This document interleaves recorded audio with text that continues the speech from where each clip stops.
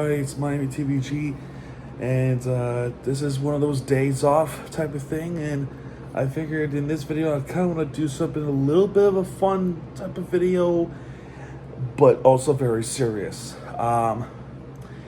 This is a video that I actually saw already, but I want to look at this video again.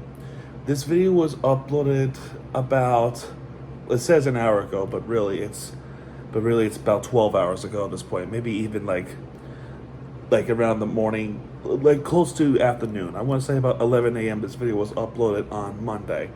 Today's Tuesday now, so I watched this video yesterday, and he made some incredible points. So I wanted to react to it, and as a disclaimer, yes, I have full permission to use this video as long as I'm doing a reaction out of it. I'm not thieving off of this content. I am doing this as a reaction and putting out the pointers that he make, and also give him a little shout out. Give him a little bit of a shout out, because I think this man is working really hard working YouTuber. He has a couple of YouTube channels. If you know who I'm talking about, yes, Flying Fluffy. That is the dog's name. His name is this person goes by the name of Jaws. Fantastic YouTuber, one of the best for South Florida, especially for the Panthers videos. He does every Panthers game that he could, because I understand he has a little bit of an issue, which I don't want to talk about that under his discretion. I'm not going to do that to him. But he has two YouTube channels, one for hockey and one for football, and he roots for the Miami Dolphins as well. Been a team for such a long time, and even he's had enough of what's going on with the organization. So that's why I wanted to come up here and react to this video, and then put up my key points and pause, etc., etc. And once again, I have full permission to do this. I typed in the comments, like, I loved your hockey channel and I love this video as well. You made very phenomenal points. I just wanted to ask, and I said this with your permission, can I use this video to make a reaction video out of it? And he said, sure thing. Sure thing, buddy, go for it. So that's what I'm doing. So this video goes to Flying Fluffy Football. And if you're somehow watching this video, Flying Fluffy, thank you for allowing me to use this. I'm going to use it with great care and react to it and give my key pointers, and also to bring some awareness to your YouTube channel, because I think you absolutely deserve it. All right, let's get this show on the road. 3, 2, 1, go. All right, Dolphin fans. So yesterday, as you all know, Dolphins did what they do best and found a way to lose against the Chargers. Post-game comments come. Tua had something to say that's getting a lot of attention. Achan had something to say that's not getting 1/1,000,000% of the attention. I'm going to play them both here for you and then give you my thoughts. Yeah, well, I think it starts with the leadership in helping articulate that for the guys, and then what we're expecting out of the guys, right? We're expecting this. Are we getting that? Are we not getting that? We have guys showing up to player-only meetings late. Guys not showing up to player-only meetings. Like, there's a lot that goes into that. Do we have to make this mandatory? Do we not have to make this mandatory? So it's a lot of things of that nature that we got to get cleaned up, and it starts with the little things like that. Like I said, man, let me just stop right there. The reason why I believe it is what it is within the locker room, because of zero accountability. Yes, you want to have accountability with your team. Sure. Maybe there might be some problems. There might be some disconnect, obviously. But dude, it starts with Tua. The accountability starts with Tua, because he is the leader. He is that category of the leader. He has the C symbol in his jersey. It doesn't pronounce chest. It's pronounced captain. That's the leader. So if you want to have accountability, he should have accountability on himself. Anyway, it's football, bro. Like, as a team, I feel like as leaders, and captain of this team, I feel like, we got to make sure that we hold everybody accountable. I mean, Exactly. like That's what I just said. As men, It starts with the we signed that contract to be on this team, so it don't matter practice, the games, we still got to show up and make sure that we out there giving 110% and not just lollygag. All right, so obviously the narrative here is that there's still no culture, there's no accountability, et cetera, et cetera. Nope. Now, Nope. there's any number of different ways that you can look at this, but I'm just going to start at the head of the snake because it's really all that matters. Now, for you Panther fans, you know exactly what I'm fixing to say. Yep. When it comes to culture, you're not fixing anything until you either have a complete change of ownership or the owner is forced to have a complete change of culture. That's the only way anything is going to change here. So many of you, I'm sure, have worked jobs in your life where you get to the structure of the company, you start working there for a while, you realize that there's a ton of different employee problems and they all kind of are the same type of situation. And the reality that you're faced in that position is, well, that's just who they hire here. For whatever reason, the company just hires the same type of idiots over and over again. And that's the situation we have here with the Dolphins. Now, in terms... Let me stop right there.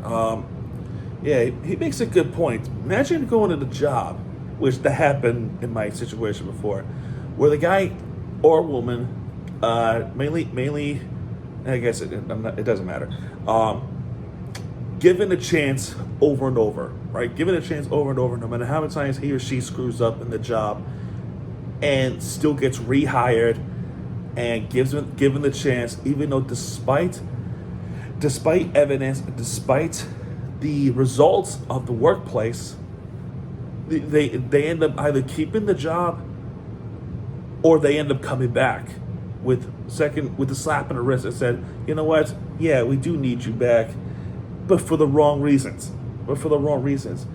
Or worst of all, imagine a situation where you have a coworker who does nothing at all, who is a literal part-timer, comes in like, I want to say this metaphorically, once a month, maybe twice a month, right? He comes in twice a month, who does absolutely nothing to get a raise.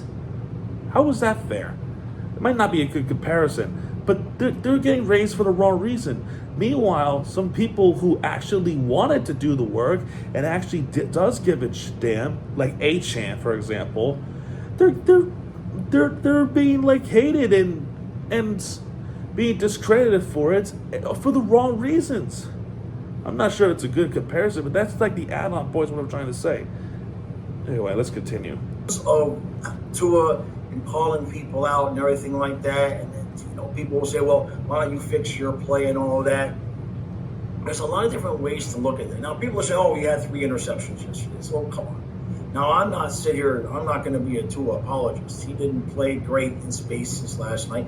Tua had a quintessential perfectly Tua game where there was mistakes that weren't really his fault, and there were bad mistakes that were. Yeah, the one of which was not his fault, I still believe to this day, was the fact that the throw was perfectly thrown to Waddle, and Waddle could not secure the catch, and that ends up in the hands of the Chargers defense. And there's also the situation with Tua, like in his defense, and I'm going to stand by this every single time, is that falls under general managing failures. It's a failure of general managing. They failed to protect Tua or any other quarterback with the horrible O-line that we keep suffering. That's one of those problems that is not Tua's fault.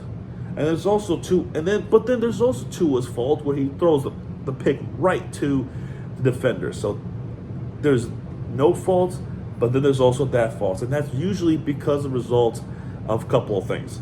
General managing failed to protect quarterbacks, so he panics. Or bad contracts that leads to it to get so much money to go back to his kids and just doesn't care no more. That's my thinking, at least. All right. And then there were moments like the 2 drives in the fourth quarter where you're just like, why can't we do that all the time? Now, one of the answers to why we don't do that all the time is because we actually had McDaniel figuring out yesterday, if I just run the ball while it's working, maybe we'll just score some touchdowns. But even on those 2 touchdown drives, there were a number of throws that could have easily been intercepted, including a pick 6 that just went through the defender's hands. He jumped the route, and if he catches it, which most times they would, it's a touchdown the other way, and the narrative goes a completely different way. The other part to it is you can say, well, Tua led us on those 2 touchdown drives. That's fine. That's good.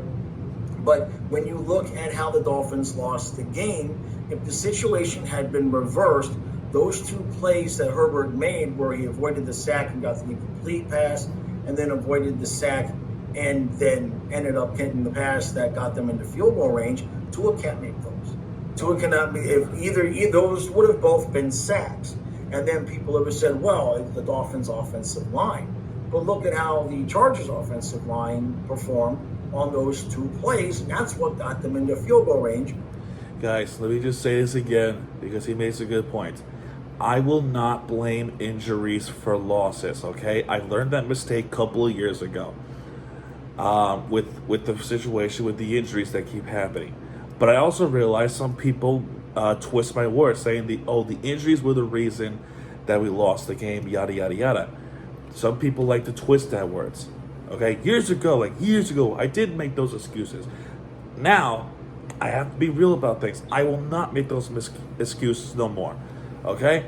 I learned that, and I'm going to stand by it. It doesn't matter if the injuries were a possibility, but then that is a job for the general manager to do this thing to help bring some reinforcements. Okay? But on a field where you have the players who made it to the league to begin with, has to perform better, has to perform at the 100% that they are required to do as a player. Chargers offensive line, garbage. But why did they win this game? Because of the fact that they have a good quarterback, and that's Herbert. We can go back to the debate over and over again. The fact that maybe the Dolphins should have drafted Herbert because the Dolphins had a 5th overall pick and the Chargers had 6th overall pick in that season, and they chose Tua over Herbert. Now Herbert completely turned around the Chargers, leading them to playoffs. Maybe even got a playoff win, as far as I remember. But they're leading them to winning teams. Tua was initially leading winning teams. But he can't do that no more. He just can't do that no more. I don't know if it's because he doesn't care too much no more, or he's afraid to take a hit. I don't know what it is. Why? Because Herbert was able to avoid the sack and make a play, which is something Tua is not going to be able to do. So even in the positive moments there for Tua, there's still obvious limitations that he brings. But nobody here is going to blame Tua for the whole thing. Now, Tua's calling out people for missing team meetings and being late and this, that, and the other thing. But is that why Herbert escaped Jalen Phillips? Because if Phillips gets that sack, the game is likely over. If they're able to sack him to play before, the game is likely over. So there's so many different things here to look at, but it all heads to the one direction, and that's owner Stephen Ross. Now, when you see after the game, Tua's smiling and laughing. He just doesn't care. That with his comments from the week before, it's like, hey, 5 interceptions, 5 touchdowns. I'm going to go home and play with my kids. I'm good. Yeah, I screamed at that comment at the game. It's worse at the game. And I kid you not, people around me were actually, there was, I shouldn't say people, but one person around where I was sitting at gave me a high five for acknowledging what I was screaming at. I screamed, "You $54 million fraud." That person gave me one of the high fives that I can't forget, because she knew I was right. She knew it was right. It is true. I don't know. You get the feeling, you get the impression, and I think that we're correct. I just don't think these guys care the way us fans would want them to care. Exactly. I don't think that they have the mentality of football is their life. And these guys are just playing a game and a sport down there in Miami, having a good life because they're getting paid a bunch of money. And they just don't have the instinct. They don't have the culture around the entire team. And that goes all the way up to Ross. This is all on Ross because, again, bring it back to the real world. If you have a boss, if the owner of your company consistently hires the same type of employee and he doesn't care, they don't get fired if they don't do their job right. They don't get fired if they're late. They don't get docked pay. There's no punishment. Or they get rehired. There's no circumstances under which somebody like Greer would get demoted or anything like that. Well, then eventually the attitude around the workplace is like, whatever, man, they don't care, so why should I? Exactly. If they don't care, why should we? And I ranted this a couple of days ago after the game. If they don't care, why should we? If they're not going to fire people, well, why should we care about the game? Because clearly the ownership does not care about the team that us fans do. And that goes back to my point of the culture. Or actually, it's his point of culture. My point here is that if there's no change, why should we care about the team that they don't care about themselves? Why isn't there a change last year? You get what I'm trying to say? And this starts with Greer. You might even start with Mike McDaniel, but Greer is the one that put all of it together. I just don't understand what will it take to just finally clean up the house. It's just mind-boggling to me. You have a boss that just doesn't care. Just doesn't care if there's like an abusive problem right in front of his face and continues to let him take the damages to the team. Let him bring the damages to the team and everything just falls apart. And then we talk about culture. We badly need a culture change. The team is soft. The team doesn't have the grit and strength. And that falls on the ownership as well. And that's where we are.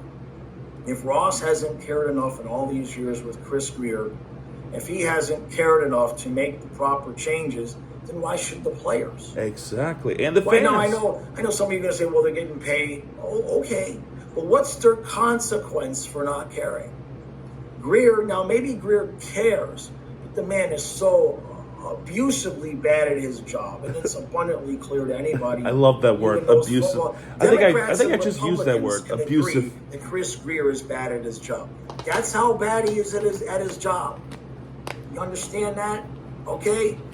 That's how bad he is. He's so bad. Most people understand that. I haven't seen anybody apologize for Greer maybe in 2 years, to be honest with you. So the responsibility for Greer lies with Ross. If Ross is just going to sit there and not care and be like, well, it's not good enough, but, then why should the players care? Why should the fans care? That's the bigger question. If the players don't care, why should the fans care as well? That goes back to my point. If the ownership or the team doesn't care, why should the fans care? They don't. That's why we need a culture change. That's the paycheck. If there's going to be no accountability, there's no accountability for them being late for a meeting. Why? Well, because if Greer can suck at his job and Ross, nobody cares. The upper echelon management of this team does not care. There's no real connection to the team. It's not a... That is a good point. There's no connection. There's clearly a disconnect with everything. I saw this podcast show about a couple of months ago. In fact, I actually met the group of people who does the podcast. Incredible people. You gotta go subscribe to them. I think it's 305 Sports Babe. She is incredible. Her husband's incredible, Lou. I met both of them at a Panthers opener, and I met them at a sports bar at Fort Lauderdale Beach. Sorry, I'm tired. Incredible people. And I commented with the O-line and the defense situation, and she mentions there is clearly some disconnect. And I agree. There is clearly some disconnect. So there's a problem. There's a problem. And that's obvious too. Elway running things with Denver, right? You know what I mean? There's no Marino, running things here in Miami where the people running the team have a built-in connection and want them to do well. It doesn't exist. And so in terms of, I know people are giving Tua a lot of grief, and I give Tua plenty of grief on this channel. You guys know it. But I also will stick up for somebody when I think they didn't do anything wrong. Achane basically saying the same thing, but nobody's giving Achane any shit because Achane performed a certain way yesterday. I was gonna say. And he gives you the appearance, his body language, after a play that doesn't go well, after a game that doesn't go well, is shit. Damn, you can see he's mad. He's angry. He wants to win. You don't see that with Tua. Yeah, exactly. That was my next point here. Is if Tua doesn't care, especially when he freaking smiles after the interception. Actually, he smiled after a few interceptions throughout the season. If you can remember it, he doesn't care. But Achane cares. He wants to play. He wants to win. That kind of relies on the people that is mad at the wrong people for the wrong reasons. But we should be mad at the people who doesn't give a shit about the game. If there's no desire to play football, then you need to cut them loose or bench them. You have to give it to somebody who actually give a shit. Being on the podium, on the press conference, saying things like, throwing your team under the bus because they're late for a players only meeting or don't show up at all. Maybe because they don't respect you. They don't respect that you don't care. They don't respect that you don't hold yourself accountable. There's nothing. There's no culture within the fact that there's no accountability with it. And he's smiling. Achane's not smiling. He wants to win. There are players there are past Dolphins that are genuinely get angry when something didn't go right that it should during the games. Prime example might be Dan Marino. Dan Marino would go in the press conference and they get asked a question, and Marino goes something along the lines of, what do you think? He cares. He would care. If you're pissed at a loss, whatever you're throwing a tantrum or not, if you're pissed off at a loss, then I respect you because you do care. This quarterback does not care. You see San Diego, I always want to call them San Diego Chargers. You see the Chargers come back yesterday and Tua's laughing and smiling. Oh, shucks. Oh, well, I guess I go play with my kids. Yep. That's the stuff behind the camera. In the locker room, behind the scenes. You want to try to pick yourself up. Years ago, this was towards the end of Marino's. I just brought it up career. too. I'm going to try to find the clip and insert it here. If I can't, I'll just tell you what happened. We at the Dolphins had been going through a spate of losses where very similar to yesterday. And Marino would lead a comeback and there'd be 50 seconds left, and then the defense would give it up and we'd lose the game. Yeah. And a reporter asks him, how do you feel? This was when they would interview the players when they're still standing at their locker. And a reporter that asks Marino, hey, how does it feel to be, the defense keeps giving it up? And Marino just gets pissed and he's like, I think he says something to the effect of, well, you don't know how it would feel, do you? He got angry. And he usually never was angry with the media, but everybody accepted it and everybody was like, oh, damn, if Marino is to that point, then, there's a bigger thing going on here. Everybody knew Marino cared. And back then, I guess Huizinga was the owner at that point. Not really sure, but for certain, at least, when the Dolphins were winning, you guys I knew. think it was everybody too. knew I got to Joe double check. He bankrupted his family to build the stadium. So, to me, all of this, we can criticize Tua, and, that's a deeper problem. That speaks to McDaniel as well, but it goes all the way to the top. The Panthers did not have their success until they got the new ownership in that said, we are going to burn everything to the ground, and we are going to start over with a new culture and start getting people in here that will run a tight ship. And you see the results. And And that's one of the best things for South Florida sports.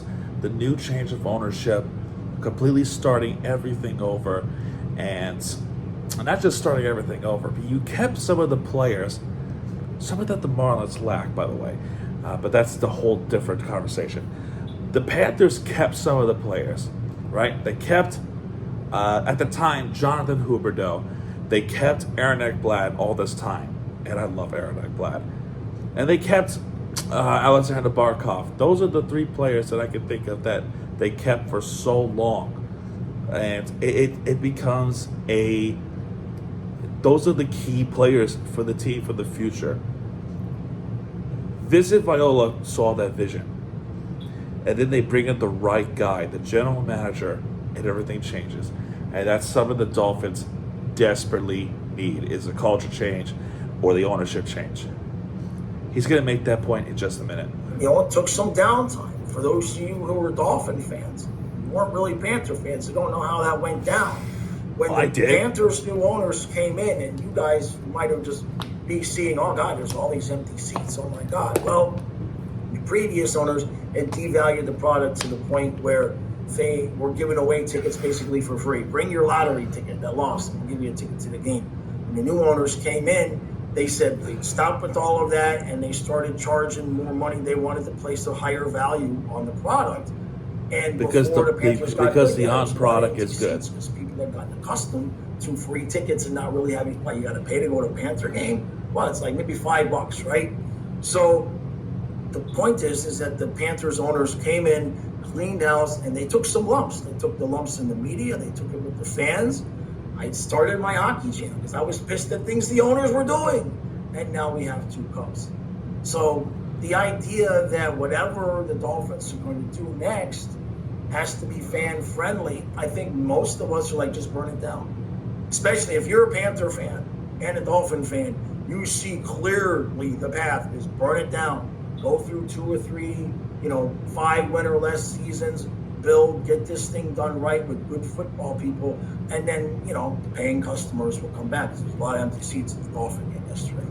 And that's the last thing, that's really genuinely, I wish my channel had enough reach where this idea would catch on, but it is what it. Don't worry, I will make sure in my power that your channel would be within reach of the new status quo of one of the top YouTubers, one of the top football YouTubers on YouTube.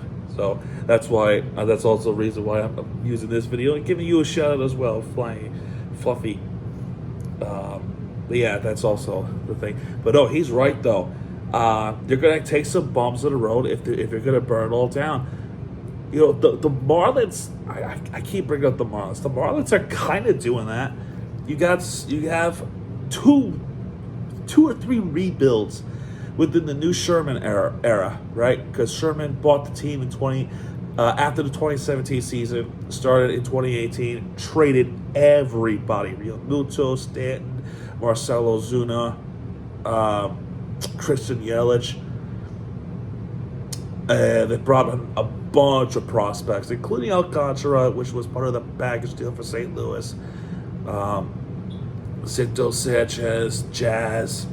I think they had Zach Gallen at some point. They traded him off.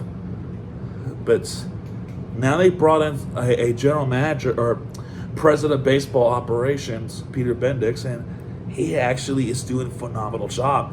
There's an exciting situation with the Marlins. Panthers is already doing that, so the Dolphins has to be the next team to do it. Otherwise, what's the point of all this? You have to burn it down, and you're gonna have to go through tough years of rebuild. The Marlins were doing that endlessly, but the Marlins are on their way of actually being competitive again. The Dolphins are nowhere near it. The Dolphins are nowhere near the competitive nature that they were in 2 years ago and 3 years ago when they hired Mike McDaniel. But Mike McDaniel is failing at his job as a head coach.